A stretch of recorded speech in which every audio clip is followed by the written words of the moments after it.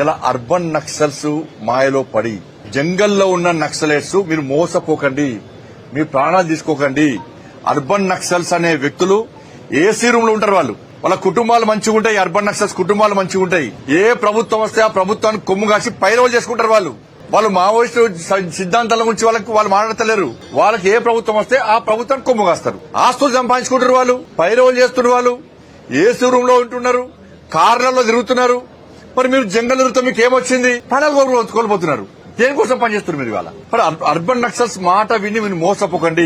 వాళ్ళు చెప్పేది ఒకటి, చేసేది ఒకటి. కానీ ఇప్పటికైనా నేను మళ్ళీ అప్పీల్ చేస్తున్నా, ఎవరైతే అండర్ గ్రౌండ్ లో ఉన్నారో వాళ్ళందరూ కూడా వాస్తవాలను గ్రహించండి. మీ సిద్ధాంతాన్ని ప్రజలు నమ్మలేరు. అనవసరంగా మీ ప్రాణాలు తీసుకోకండి. మంచి ఆలోచనతో సమాజంలోకి రండి. మంచి ఆలోచన సమాజంలో సేవ చేసే ప్రయత్నం చేయండి. మీకు అండగా ప్రభుత్వాలు ఉన్నాయి. కేంద్ర ప్రభుత్వం మీకు సహకరిస్తుంది. అర్బన్ నక్సల్స్ మాట నమ్మకండి.